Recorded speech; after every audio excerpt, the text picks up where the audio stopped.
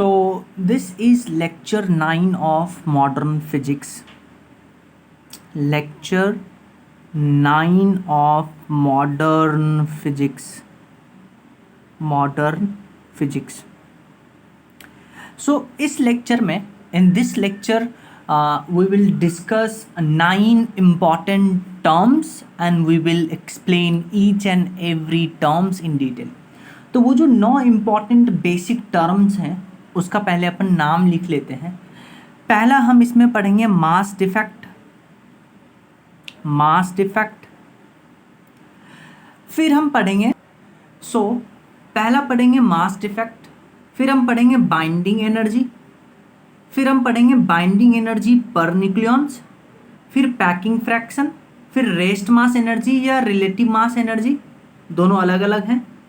फिर पढ़ेंगे pair production, pair annihilation, photo electric effect और क्रोमटम इफेक्ट. तो ये 9 इंपॉर्टेंट टर्म्स हैं जो हमें डिटेल में पढ़ना है.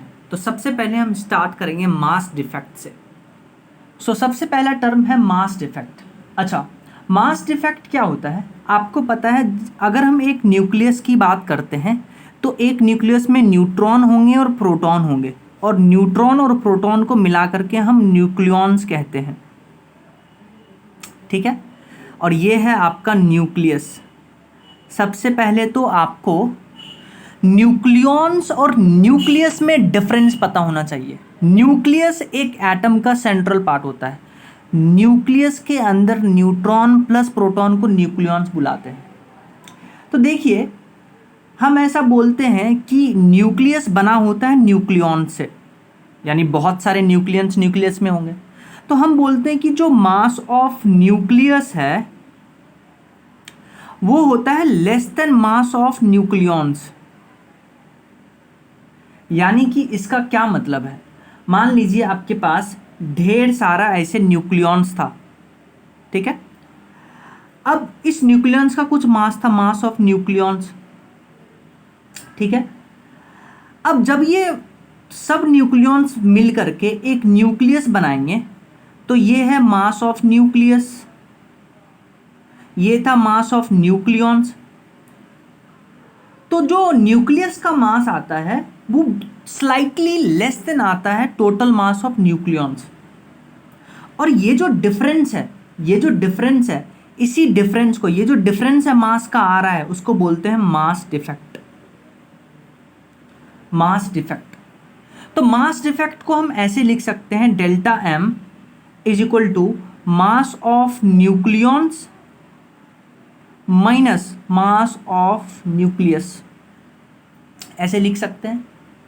मास डिफेक्ट क्या होता है कि जो न्यूक्लियस का मास होता है वो न्यूक्लियॉन्स के मास से कम होता है, और ये जो डिफरेंस है उसी को बोलते हैं मास डिफेक्ट. अच्छा, ध्यान से सुनिए. अगर हम बात करते हैं न्यूक्लियॉन्स में क्या होगा, प्रोटॉन होगा और न्यूट्रॉन होगा.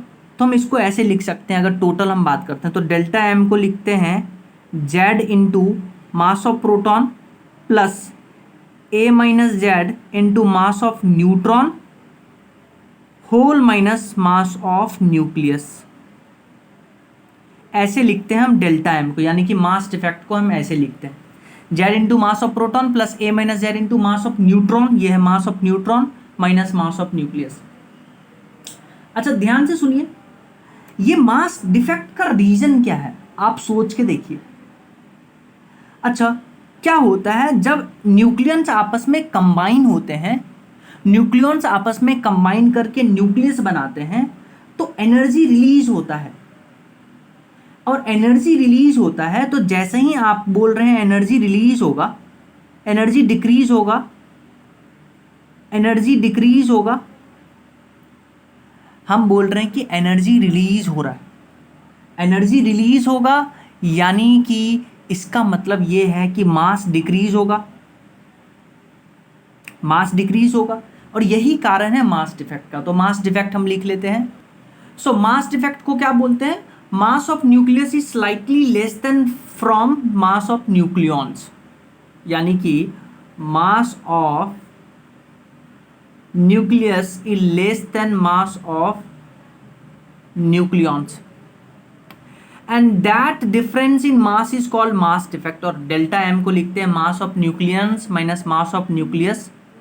और न्यूक्लियंस में प्रोटॉन होते हैं और न्यूट्रॉन होते हैं, तो टोटल प्रोटॉन हो गए delta M equal to Z into mass of proton plus A minus Z into mass of neutron minus mass of nucleus. अच्छा, रीजन ऑफ मास डिफेक्ट क्या है? Energy is release to bound the nucleon, that's why mass of nucleus decreases. समझ में आया? Next हमारे पास term है binding energy. क्या है? Binding energy. ध्यान से देखिए क्या है बाइंडिंग एनर्जी। मान लीजिए आपके पास ये था फ्री न्यूक्लियन। क्या था? Free nucleon. This is free nucleon, free nucleons, free nucleons था। अच्छा, अब ये फ्री न्यूक्लियंस जब एक बाउंडेड सिस्टम में यानी कि न्यूक्लियस बनाएगा तो मास डिक्रीज होना है, क्योंकि अभी हम पढ़ के आए हैं। तो जब ये फ्री न्यूक्लियंस आपस में कंबाइन करके न्यूक्लियस बनाएंगे तो यहां से एनर्जी रिलीज होगा और मास डिक्रीज होगा। तो ये जो रिलीज एनर्जी है इसी को बुलाते हैं बाइंडिंग एनर्जी। तो बाइंडिंग एनर्जी क्या होता है? Required energy to bound the nucleus, to bound the nucleons in a nucleus. या आप ऐसे भी तो बोल सकते हैं, जब आपने इन सारे न्यूक्लियंस को न्यूक्लियस के अंदर बाउंड कर दिया तो इससे कुछ एनर्जी निकला, उसको आप बाइंडिंग एनर्जी बुला रहे हैं। या आप ऐसे भी तो बोल दीजिए कि इस न्यूक्लियस पे हम कितना एनर्जी डालें ताकि जो न्यूक्लियस के अंदर न्यूक्लियंस बाउंड थे अब वो फ्री हो जाए। तो यहां पे क्या होगा? एनर्जी एब्जॉर्ब होगा और वो क्या होगा? बाइंडिंग एनर्जी के ही बराबर होगा और यहां पे मास इंक्रीज करेगा। तो कैसे डिफाइन करेंगे? डेफिनेशन लिख लेते हैं। सो बाइंडिंग एनर्जी का डेफिनेशन है required energy to bound the nucleon in a nucleus और required energy to remove the nucleons from the nucleus और energy corresponding to mass defect is called binding energy. जैसे ये free nucleons थे, इनको हमने nucleus के अंदर बाउंड कर दिया तो मास डिक्रीज करेगा। तो जो मास डिफेक्ट है वही तो एनर्जी, उसी तो करस्पॉन्डिंग बाइंडिंग एनर्जी है। या फिर न्यूक्लियस के अंदर न्यूक्लियॉन्स को फ्री करने के लिए रिक्वायर्ड एनर्जी, वो बाइंडिंग एनर्जी कहलाता है। अच्छा, अब ध्यान से देखिए, क्या बाइंडिंग एनर्जी मास डिफेक्ट के करस्पॉन्डिंग ही तो एनर्जी है? तो बाइंडिंग एनर्जी को क्या लिख सकते हैं? डेल्टा एम इंटू सी स्क्वायर। और डेल्टा एम क्या है? Mass defect. कितना मास डिफेक्ट हुआ वो बाइंडिंग एनर्जी में कन्वर्ट होगा। तो अगर डेल्टा एम आपको एएमयू में लिख के दे दे तो बाइंडिंग एनर्जी हम लिखेंगे delta M into 931 mega electron volt. ये हो गया। अच्छा, डेल्टा एम अभी हम लिख के आए, डेल्टा एम किसके बराबर होता था? Z into mass of proton plus A minus Z into mass of neutron whole minus mass of nucleus, ऐसा लिख के आते थे। तो इस डेल्टा एम को आप यहाँ डाल दीजिए तो जो फॉर्मूला आपके पास आएगा, सो बाइंडिंग एनर्जी का फॉर्मूला आएगा binding energy equal to delta M into C square. Delta M अगर हम एएमयू में रखेंगे तो सी स्क्वायर हो जाएगा 931 मेगा इलेक्ट्रॉन वोल्ट। और डेल्टा एम की जगह हम ये रखेंगे तो बाइंडिंग एनर्जी होगा Z into mass of proton plus A minus Z into mass of neutron minus mass of nucleus into C square. अच्छा, ध्यान से देखिए, अगर हम एक हाइड्रोजन एटम की बात करते हैं 1H1, तो एक हाइड्रोजन में एक प्रोटॉन है, क्या इसमें कोई न्यूट्रॉन होगा? नहीं होगा। तो जब इसमें न्यूट्रॉन नहीं है तो न्यूट्रॉन और प्रोटॉन के बीच में जो लगने वाला फोर्स ऑफ अट्रैक्शन है वो भी नहीं होगा। तो जब हम हाइड्रोजन एटम बनाएंगे उसके न्यूक्लियंस तो होगा सिर्फ प्रोटॉन से, तो उसके बीच में अट्रैक्शन है ही नहीं, तो एनर्जी रिलीज ही नहीं होगा। तो हम बोलते हैं binding energy of hydrogen nucleus and free nucleon is zero. ठीक है, तो binding energy of hydrogen nucleus and free nucleon is zero. Next हम बात करेंगे binding energy per nucleon. Binding energy per nucleon, अभी हम बाइंडिंग एनर्जी पढ़े थे। बाइंडिंग एनर्जी क्या होता था कि फ्री न्यूक्लियॉन्स को न्यूक्लियस में बाइंड करने के लिए रिक्वायर्ड एनर्जी। लेकिन अगर एक सिंगल न्यूक्लियॉन है एक सिंगल न्यूक्लियॉन है और इस सिंगल न्यूक्लियॉन को न्यूक्लियस में बाइंड करने के लिए, बाउंड करने के लिए जो रिक्वायर्ड एनर्जी है उसको बोलते हैं बाइंडिंग एनर्जी पर न्यूक्लियॉन। देखिए, जो बाइंडिंग एनर्जी था उसमें हम सब न्यूक्लियॉन्स की बात करते थे, लेकिन जो बाइंडिंग एनर्जी पर न्यूक्लियॉन है उसमें हम एक सिंगल न्यूक्लियॉन को न्यूक्लियस में बाउंड करने के लिए जो रिक्वायर्ड एनर्जी है उसको बोलते हैं बाइंडिंग एनर्जी पर न्यूक्लियॉन। या आप ऐसे बोल दीजिए, कि एक न्यूक्लियस में से एक न्यूक्लियॉन को रिमूव करने के लिए रिक्वायर्ड एनर्जी उसको बोलते हैं बाइंडिंग एनर्जी पर न्यूक्लियॉन। या आप ऐसे बोल दीजिए, बाइंडिंग एनर्जी का एवरेज, जो हमने बाइंडिंग एनर्जी पढ़ा था उसका एवरेज बाइंडिंग एनर्जी पर न्यूक्लियॉन कहलाएगा। तो बाइंडिंग एनर्जी पर न्यूक्लियॉन का फॉर्मूला आता है binding energy divided by atomic mass of that nucleus, अच्छा, बाइंडिंग एनर्जी अभी हम पढ़ का है डेल्टा एम इंटू सी स्क्वायर होता है डिवाइडेड बाय एटॉमिक मास, और डेल्टा एम अभी हम पढ़ के आए हैं Z into mass of proton plus A minus Z into mass of neutron minus mass of nucleus होता है। तो ये हम यहाँ रख देंगे, तो ये बाइंडिंग एनर्जी पर न्यूक्लियॉन का फॉर्मूला आ गया। अच्छा, अगर आपसे पूछे कि एक न्यूक्लियस का स्टेबिलिटी कैसे बताइएगा, बाइंडिंग एनर्जी से या बाइंडिंग एनर्जी पर न्यूक्लियॉन से? हाँ, एक न्यूक्लियस की स्टेबिलिटी हम बाइंडिंग एनर्जी पर न्यूक्लियॉन से बताएंगे, आपको दो न्यूक्लियस देगा और दोनों न्यूक्लियस के लिए बाइंडिंग एनर्जी देगा, तो पहले आप क्या करिएगा, binding energy per nucleon calculate करिएगा। कैसे?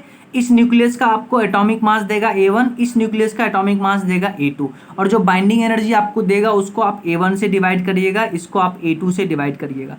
अब जो वैल्यू आएगा उसको कंपेयर करिएगा, जिसका binding energy nucleon per nucleon ज़्यादा होगा वो न्यूक्लियस ज़्यादा स्टेबल होगा। ठीक है, तो क्या हम ऐसा बोल सकते हैं कि स्टेबिलिटी ऑफ न्यूक्लियस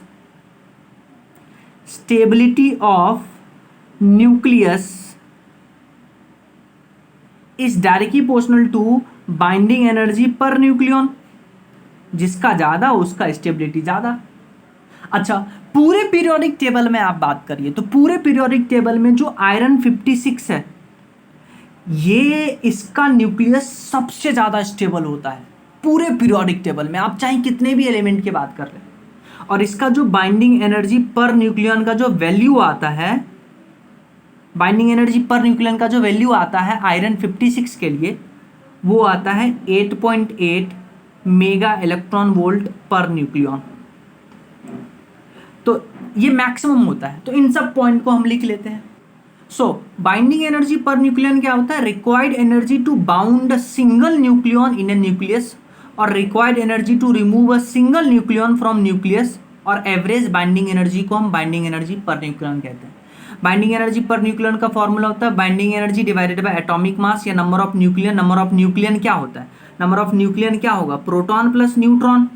अच्छा, न्यूट्रॉन लिखते हैं कितना? A माइनस जेड, तो आप यहाँ पे डालिए तो P plus A minus Z. अच्छा, प्रोटॉन खत्म, तो नंबर ऑफ न्यूक्लियन किसके बराबर आ गया? Atomic mass of that nucleus. आया समझ में? तो बाइंडिंग एनर्जी को लिखते हैं डेल्टा एम इंटू सी स्क्वायर, और डेल्टा एम को लिखते हैं Z into mass of proton plus A minus Z into mass of neutron minus mass of nucleus into C square divided by atomic mass of that nucleus. अच्छा, किसी भी nucleus का stability है वो directly proportional to होगा binding energy per nucleon. तो most stable nucleus in periodic table is iron 56 और उसका वैल्यू होता है 8.8 मेगा इलेक्ट्रॉन पर न्यूक्लियन। अब हम एक टर्म बात करेंगे जिसका नाम है पैकिंग फ्रैक्शन। देखिए, पैकिंग फ्रैक्शन क्या होता है? जब हम एक न्यूक्लियन को बाउंड करते हैं न्यूक्लियस बनाने के लिए, बहुत सारे न्यूक्लियन को आप बाउंड करते हैं ताकि एक न्यूक्लियस बन सके। तो इसमें जो मास है, जो इसमें जो मास का जो पार्ट जो चेंज हो रहा है टू बाउंड द न्यूक्लियस, उसको बोलते हैं पैकिंग फ्रैक्शन। तो पैकिंग फ्रैक्शन को ऐसा लिखते हैं, मास डिफेक्ट, कितना मास चेंज हुआ डिवाइडेड बाय जो ओरिजिनल मास था, ऐसे लिखते हैं। तो पैकिंग फ्रैक्शन कितना हो गया, मास defect divided by atomic mass of that nucleus. और मास डिफेक्ट तो आपको पता ही है, Z into mass of proton plus A minus Z into mass of neutron minus mass of nucleus. तो लिख लेते हैं पैकिंग फ्रैक्शन को। सो पैकिंग फ्रैक्शन क्या है, part of mass that is change to bound the nucleon is called packing fraction. और packing fraction का value होता है mass defect divided by atomic mass of that nucleus. और मास डिफेक्ट होता है Z into mass of proton plus A minus Z into mass of neutron minus mass of nucleus into C square. और A क्या है, mass of nucleus. तो ये है packing fraction. अब हम बात करेंगे रेस्ट मास एनर्जी के बारे में। मतलब अगर कोई बेसिकली मास रेस्ट पे है तो उससे एसोसिएटेड जो एनर्जी है उसको बोलते हैं रेस्ट मास एनर्जी, जिसको ई नॉट से डिनोट करते हैं। रेस्ट मास एनर्जी होता है रेस्ट मास उस पार्टिकल का इंटू सी स्क्वायर। अगर इसको हम एएमयू में रखेंगे तो सी स्क्वायर को 931 इंटू मेगा इलेक्ट्रॉन वोल्ट। जैसे इलेक्ट्रॉन की बात करते हैं तो इलेक्ट्रॉन का हम रेस्ट मास एनर्जी निकाल रहे हैं। तो इलेक्ट्रॉन का जो मास होता है वो होता है mass of proton divided by 1836 times. और mass of proton approximately 1 AMU के बराबर होता है। तो रेस्ट मास एनर्जी कितना आ जाएगा, mass of electron into 931 mega electron volt. अच्छा, एक एएमयू का अगर हम बेसिकली बात करते हैं, एक एएमयू एम नॉट है, तो यहाँ पे मास ऑफ इलेक्ट्रॉन कितना है 1 एएमयू अपॉन 1836। तो यहाँ पे डालेंगे एएमयू अपॉन 1836 और इंटू 931। तो इलेक्ट्रॉन का रेस्ट मास एनर्जी आ गया 0.51 मेगा इलेक्ट्रॉन वोल्ट। मतलब ये है कि इलेक्ट्रॉन जब बन रहा होगा तो इतना एनर्जी वो एब्जॉर्ब किया होगा, इतना एनर्जी वो एब्जॉर्ब करेगा तभी इलेक्ट्रॉन बनेगा। सिमिलरली जो पॉजिट्रॉन होता है उसको बीटा प्लस बुलाते हैं। और पॉजिट्रॉन का चार्ज होता है प्लस ही, और mass of positron approximately equal होता है इलेक्ट्रॉन का। तो पॉजिट्रॉन का भी जो रेस्ट मास एनर्जी होता है वो होता है 0.51 मेगा इलेक्ट्रॉन वोल्ट। यानी कि जब पॉजिट्रॉन बन रहा होगा तो इतना एनर्जी उसको चाहिए बनने के लिए, और जब पॉजिट्रॉन खत्म होगा तो इतना एनर्जी वो रिलीज करेगा। यही तो मास एनर्जी कंजर्वेशन है। सिमिलरली प्रोटॉन का देखिए, प्रोटॉन का मास जो होता है वो अप्रॉक्सीमेटली 1 एएमयू के बराबर होता है, और न्यूट्रॉन का भी मास 1 एएमयू के बराबर होता है। तो rest mass energy of proton और न्यूट्रॉन बराबर होता है, और वो होता है 931 मेगा इलेक्ट्रॉन वोल्ट। यानी कि प्रोटॉन और न्यूट्रॉन को बनाने के लिए आपको इतना एनर्जी चाहिए, इतना एनर्जी ले आइए, आप प्रोटॉन न्यूट्रॉन बना लीजिएगा। और जब प्रोटॉन और न्यूट्रॉन खत्म होगा तो वो इतना एनर्जी रिलीज करेगा। तो ये है रेस्ट मास एनर्जी। अब हम बात करेंगे रिलेटिव मास एनर्जी। अभी हमने पढ़ा था रेस्ट मास एनर्जी, अभी हम पढ़ेंगे रिलेटिव मास एनर्जी। जो रिलेटिव मास एनर्जी होता है उसका फॉर्मूला होता है मास, जो रिलेटिव मास है जब चल रहा होगा मास तब, इंटू सी स्क्वायर। और रिलेटिव मास आपको पता है उसका फॉर्मूला होता है rest mass divided by 1 minus V by C का होल स्क्वायर इंटू सी स्क्वायर। तो आप क्या करिए, एम नॉट सी स्क्वायर को आप अलग कर लीजिए और 1 माइनस वी बाई सी का होल स्क्वायर को ऐसे भी लिख सकते हैं। तो अब देखिए ये कुछ ऐसा दिख रहा होगा, जब आप इसको ओपन करिएगा तो n आगे आता है। जब x very very less than 1 है। तो सिमिलरली हम इसको ऐसे लिखेंगे m not c square 1 plus, इसको हम आगे लाएंगे तो ये आएगा। तो यहाँ से ये कैलकुलेट करके जो रिलेटिव मास एनर्जी का फॉर्मूला आता है वो होता है rest mass energy plus kinetic energy. तो याद रखिएगा, रिलेटिव मास एनर्जी होता है rest mass energy plus kinetic energy. Relative mass energy equal to rest mass energy plus kinetic energy. तो ये याद रखिएगा। अब हम बात करेंगे पेयर प्रोडक्शन के बारे में। तो मान लेते हैं एक न्यूक्लियस है, इस न्यूक्लियस में अब जैसे आपने पढ़ा होगा photo electric effect. Photo electric effect में हम बोलते हैं कि फोटोन इलेक्ट्रॉन से टकराता है, इलेक्ट्रॉन को सब एनर्जी दे देता है, इलेक्ट्रॉन मेटल से बाहर निकल जाता है, उसको बोलते हैं फोटो इलेक्ट्रिक इफेक्ट। लेकिन क्या हो कि ये फोटोन इलेक्ट्रॉन से ना टकराए और ये फोटोन न्यूक्लियस के अंदर चला जाए, फोटोन इलेक्ट्रॉन से ना टकराए। अगर फोटोन इलेक्ट्रॉन से टकरा रहा है और इलेक्ट्रॉन को एनर्जी दे रहा है तो उसको बोलते हैं फोटो इलेक्ट्रिक इफेक्ट। लेकिन कभी कभी ऐसा भी होता है कि फोटोन इलेक्ट्रॉन से ऑब्लिक कोलिजन करता है, पूरा नहीं टकराता है, सिर्फ उसको बेसिकली टच करके निकल जाता है फोटोन। तो पहले फोटोन के पास कुछ कलर होगा, फिर जब इलेक्ट्रॉन से ऑब्लिकली कोलिजन किया तो फिर दूसरा लेमडा मिलता है, लेमडा 1 लेमडा 2, इसको बोलते हैं क्रॉम्पटन इफेक्ट। लेकिन अगर फोटोन कंप्लीटली इलेक्ट्रॉन से टकरा करके उसको एनर्जी दे तो इसको बोलते हैं फोटो इलेक्ट्रिक इफेक्ट। लेकिन अगर फोटोन इलेक्ट्रॉन को ऑब्लिकली कोलिजन करके पहले जो वेवलेंथ था फोटोन का, अब वो वेवलेंथ चेंज हो गया, इसको बोलते हैं क्रॉम्पटन इफेक्ट। लेकिन क्या हो कि अब ये फोटोन इलेक्ट्रॉन से ना टकरा करके न्यूक्लियस के अंदर जाए और न्यूक्लियस के कॉन्फ़िगरेशन को बिना कुछ चेंज किए हुए अगर इस न्यूक्लियस से ये क्या करवा दे, इलेक्ट्रॉन और पॉजिट्रॉन एमिट करवा दे, इलेक्ट्रॉन और पॉजिट्रॉन एमिट करवा दे, तो इस प्रोसेस को बुलाते हैं पेयर प्रोडक्शन। अच्छा ध्यान से सुनिए, हम बोल रहे हैं कि एक फोटोन को आप इलेक्ट्रॉन से ना टकरवाइए और उसको आप न्यूक्लियस में भेजिए और न्यूक्लियस के कॉन्फ़िगरेशन को बिना चेंज किए अगर इलेक्ट्रॉन पॉजिट्रॉन बन रहा है, एमिट हो रहा है, इसको बोलते हैं पेयर प्रोडक्शन। अब ये जो फोटोन है ये सब फोटोन नहीं कर सकता, ये सब फोटोन नहीं कर सकता, ये सिर्फ और सिर्फ गामा फोटोन करेगा। और गामा फोटोन में भी उस फोटोन का मिनिमम एनर्जी होना चाहिए, मिनिमम एनर्जी होना चाहिए 1.02 mega electron volt, 1.02 mega electron volt. तो ये है पेयर प्रोडक्शन, ये है पेयर प्रोडक्शन। तो इसको लिख लेते हैं। और ध्यान रखिएगा, न्यूक्लियर रिएक्शन में, किसी भी न्यूक्लियर रिएक्शन में या कोई भी न्यूक्लियर इवेंट हो, उसमें चार्ज हमेशा कंजर्व होता है, मास नंबर कंजर्व होता है, मास एनर्जी कंजर्व होता है, लीनियर मोमेंटम कंजर्व होता है, एंगुलर मोमेंटम कंजर्व होता है, स्पिन क्वांटम नंबर कंजर्व होता है and spin angular momentum conserve होता है। तो ये याद रखिएगा, इसको लिख लेते हैं पहले। सो पेयर प्रोडक्शन क्या है? गामा फोटोन जिसका एनर्जी लगभग मिनिमम एनर्जी होना चाहिए 1.02 मेगा इलेक्ट्रॉन वोल्ट। ये gamma photon absorb by nucleus and configuration of nucleus remains unchanged, then it will emit pair of electron and positron, process is called as pair production. जैसे ये nucleus था, इसमें gamma photon आया, nucleus से टकराया, nucleus वैसा के वैसा ही रहा, लेकिन इलेक्ट्रॉन और पॉजिट्रॉन बाहर निकल गए, इसको बोलते हैं पेयर प्रोडक्शन। और देखिए, एक न्यूक्लियर रिएक्शन में या न्यूक्लियर इवेंट में फॉलोइंग कंजर्वेशन इज एप्लीकेबल। कौन सा कंजर्वेशन? चार्ज का conservation, mass number, mass energy, linear momentum conservation, angular momentum conservation, spin quantum number conservation और spin angular momentum conservation will be applicable. एक चीज ध्यान रखिएगा कि पेयर प्रोडक्शन में एनर्जी जो है वो मास में कन्वर्ट होता है, जो फोटोन का एनर्जी है वो मास में कन्वर्ट होता है।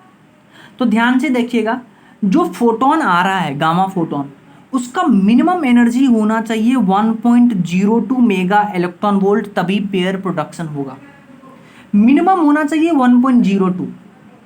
अगर एनर्जी मिनिमम है, एनर्जी जो है फोटोन का वो मिनिमम लेते हैं, तो लैम्डा होना चाहिए मैक्सिमम फोटोन का, ठीक है।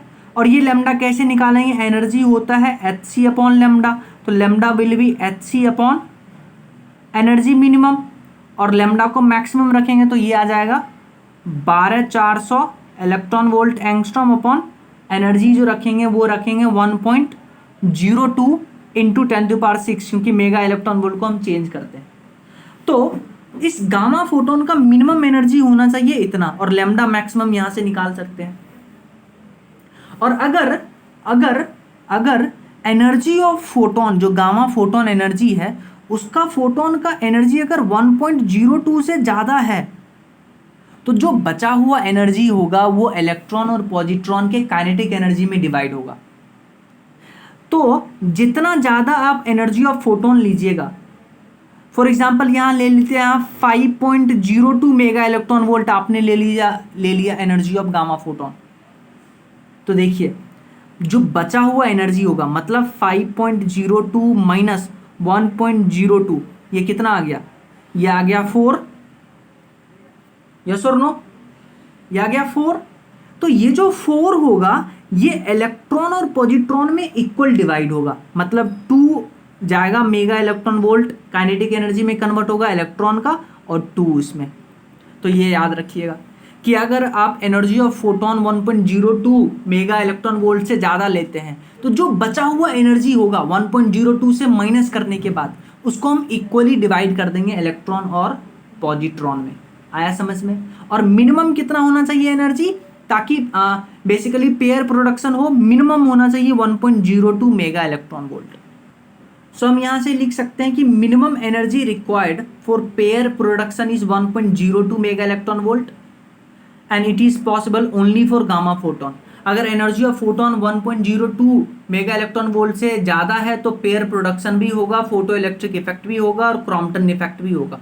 अगर energy of photon less than है 1.02 मेगा इलेक्ट्रॉन वोल्ट से तो सिर्फ पेयर फोटो इलेक्ट्रिक इफेक्ट और क्रॉम्पटन इफेक्ट होगा, पेयर प्रोडक्शन नहीं होगा। आप इसको भी देख लीजिए, इस इक्वेशन को हमने मास एनर्जी कंजर्वेशन लगाया, फोटोन आया था उसका एनर्जी होगा, एनर्जी ऑफ न्यूक्लियस होगा, फिर न्यूक्लियस रिमेन अनचेंज और energy of electron plus energy of positron. तो न्यूक्लियस का खत्म हो गया क्योंकि न्यूक्लियस अनचेंज रहा, तो energy of photon is equal to energy of electron plus energy of positron. अच्छा, अभी अभी हमने बात किया था, सो अभी हमने पढ़ा था, जो relative basically relative mass energy है फोटोन का, that will be equal to relative mass energy of electron plus relative mass energy of positron. और रिलेटिव मास एनर्जी होता है rest mass energy plus kinetic energy. तो rest mass energy of electron plus rest mass energy of proton. और अभी अभी हम calculate किए थे कि rest mass energy of electron होता था 0.51 और इसका भी होता था 0.51, तो इसको ऐड कर दिए तो relative mass energy of photon will be equal to 1.02 mega electron volt plus kinetic energy of electron plus kinetic energy of proton. अगर इन दोनों का काइनेटिक एनर्जी 0 मानते हैं तो relative mass energy of photon will B minimum और वो इतना चाहिए, तो ये भी ध्यान रखिएगा। अब हम बात करते हैं पेयर एनाइलेशन के लिए, पेयर एनाइलेशन के बारे में। पेयर एनाइलेशन में क्या होगा कि बेसिकली पेयर एनाइलेशन में क्या होगा, ध्यान से देखिएगा। इलेक्ट्रॉन और पॉजिट्रॉन